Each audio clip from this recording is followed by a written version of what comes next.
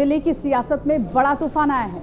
दिल्ली के शराब घोटाले के मामले में सीएम अरविंद केजरीवाल गिरफ्तार हो गए हैं। ईडी मुख्यालय की लॉकअप में केजरीवाल की पूरी रात कटी। 21 मार्च की देर शाम ईडी की टीम मुख्यमंत्री निवास पर पहुंची और अरविंद केजरीवाल से शराब नीति मामले में पूछताछ शुरू कर दी गई। रात होते ही उन्हें गिरफ्तार कर लिया गया। इसी मामले में ईडी पहले उन्हें 9 बार समन जारी कर पूछताछ में शामिल होने के लिए कह चुकी थी।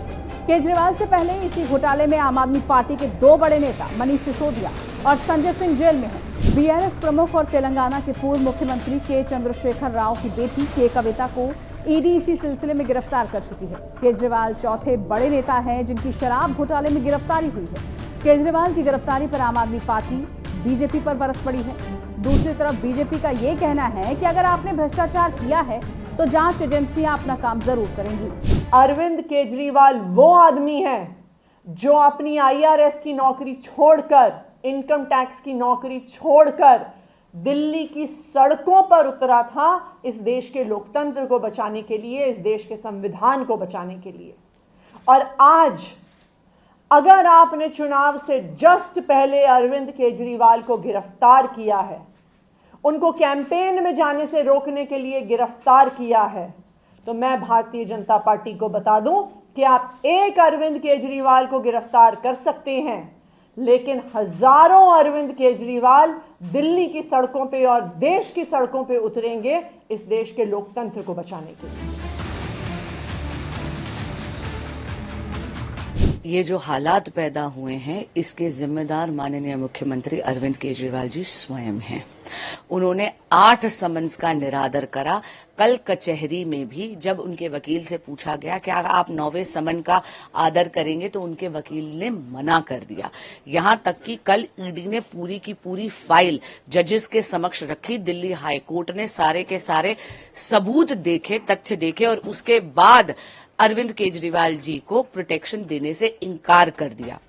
जब आप 9 समन्स का निरादर करते हैं तो आप विवश करते हैं कि ईडी आपके घर आए, पूछताछ करे और आपको कस्टोडियल इंटेरोगेशन के लिए ले जाए।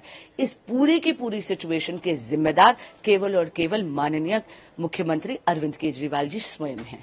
इंडिया ब्लॉक के नेता अब साथ दे रहे हैं, ट्वीट कर रहे हैं। कुछ लोग बीजेपी कांग्रेस के लोग वहां पहुंचे भी थे केजरीवाल के कल रात में, जिस तरह की स्थिति।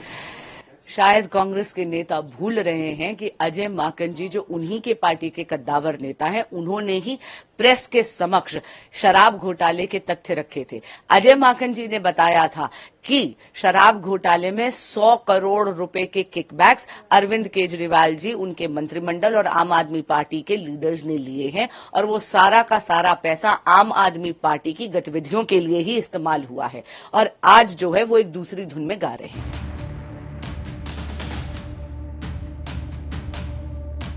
ईडी का दावा है कि जांच से पता चला है कि के कविता ने अन्य लोगों के साथ मिलकर दिल्ली शराब नीति बनाने और इसी लागू करने में लाभ पाने के लिए अरविंद केजरीवाल और मनीष सिसोदिया समेत आपके टॉप लीडरशिप के साथ साजिश रची थी। इसके एवज में आप नेताओं को 100 करोड़ की रिश्वत दी गई। एजेंसी के दावों के मुताबिक आपके लिए शराब के थोक विक्रेताओं से अवैध धन की उगाही की गई, जिसका इस्तेमाल चुनावों में हुआ। आइए आपको समझाते हैं कि क्या है वो शराब नीति घोटाला जिसके चक्कर में केजरीवाल भी अब जेल पहुंच गए हैं। 17 नवंबर 2021 को दिल्ली के पूर्व डिप्टी सीएम मनीष सिसोदिया ने शराब नीति का ऐलान किया। दिल्ली को 32 जोन में बांटकर सरकार ने नई शराब नीति को राजधानी में लागू कर दिया। हर जोन में ज्यादा से ज्यादा 27 दुकानें खुलनी थी। इस तरह से कुल मिलाकर 839 दुकानें खुलनी थी। नई शराब नीति में दिल्ली की सभी शराब की दुकानों को प्राइवेट कर दिया गया। इससे पहले दिल्ली में शराब की 7% दुकानें सरकारी और 40% प्राइवेट थी। नई नीति लागू होने के बाद 100% प्राइवेट हो गई।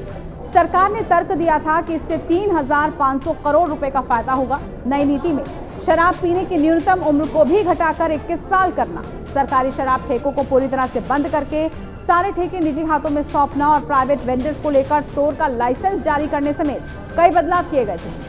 इसके बाद कई इलाकों में शराब की नई दुकानें खोली गई, जिसे लेकर जमकर विरोध हुआ। इसके बाद दिल्ली सरकार ने नई शराब नीति को वापस ले लिया। अब समझाते हैं कि इसमें जांच कैसे शुरू हुई। अब तक नई आबकारी नीति में घोटाले की गूंज सुनाई देने लगी। 8 जुलाई 2022 में दिल्ली के तत्कालीन मुख्य सचिव ने आबकारी नीति में अनियमितता होने के संबंध में एक रिपोर्ट उपराज्यपाल को सौंपी थी। इसमें नीति में गड़बड़ी होने के साथ ही तत्कालीन उप मुख्यमंत्री मनीष सिसोदिया पर शराब कारोबारियों को अनुमति लाभ पहुंचाने का आरोप लगा।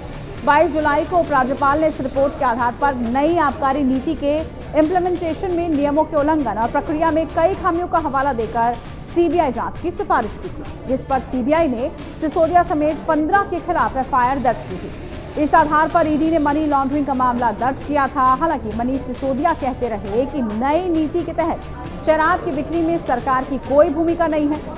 यही सफाई राज्यसभा सांसद संजय सिंह भी देते नजर आए। 19 अगस्त 2022 को सीबीआई ने मनीष सिसोदिया समेत 3 अन्य लोगों के घर पर छापे मारे। जांच चलती रही। मार्च 2023 में ईडी ने मनीष सिसोदिया को गिरफ्तार किया। 4 अक्टूबर 2023 को आप नेता और राज्यसभा सांसद संजय सिंह को ईडी के शिकंजे में आ गए और उनकी भी गिरफ्तारी हो गई। अब बारी आई अरविंद केजरीवाल की। अक्टूबर 2023 को ईडी ने दिल्ली के मुख्यमंत्री अरविंद केजरीवाल को पहला समन भेजा। तब से लेकर अब तक ईडी केजरीवाल को 9 समन भेज चुकी है, लेकिन हर बार केजरीवाल इसे गैर कानूनी बताकर और इसे बीजेपी की बदले की कार्रवाई बताकर ईडी के सामने पेश होने से बचते रहे। इस बीच 15 मार्च 2024 को ईडी ने हैदराबाद में बीआरएस नेता के कविता को उनके परिसरों में छापेमारी के बाद गिरफ्तार कर लिया। केजरीवाल की गिरफ्तारी आम आदमी पार्टी के सामने बड़ा संकट लेकर आई। केजरीवाल से पहले सत्येंद्र जैन, मनीष सिसोदिया, संजय सिंह और अब अरविंद केजरीवाल की गिरफ्तारी के बाद आपके सामने नया नेतृत्व खड़ा करने की मुश्किलें खड़ी हो गई हैं। केजरीवाल की गिरफ्तारी ऐसे समय में हुई है जब लोकसभा चुनाव का बिगुल बज चुका है। आप देश के करीब 23 लोकसभा सीटों पर चुनाव लड़ रहे हैं। ऐसे में पार्टी के सामने बड़ा राजनीतिक संकट है। दूसरी तरफ आम आदमी पार्टी की विपक्षी गठबंधन इंडिया ब्लॉक में भी महत्वपूर्ण हिस्सेदारी है। केजरीवाल के जेल में होने से फिलहाल आप और इंडिया गठबंधन के चुनावी कैंपेन पर भी एक ग्रहण लगता नजर आ रहा है, क्योंकि रणनीति से लेकर प्रचार की भूमिका में आपके कई बड़े स्टार प्रचारक मौजूद नहीं होंगे। बहरहाल केजरीवाल की गिरफ्तारी से केजरीवाल और आम आदमी पार्टी के समर्थक सड़कों पर उतर आए हैं और लोकसभा चुनाव में ये एक बड़ा मुद्दा बनने जा रहा है।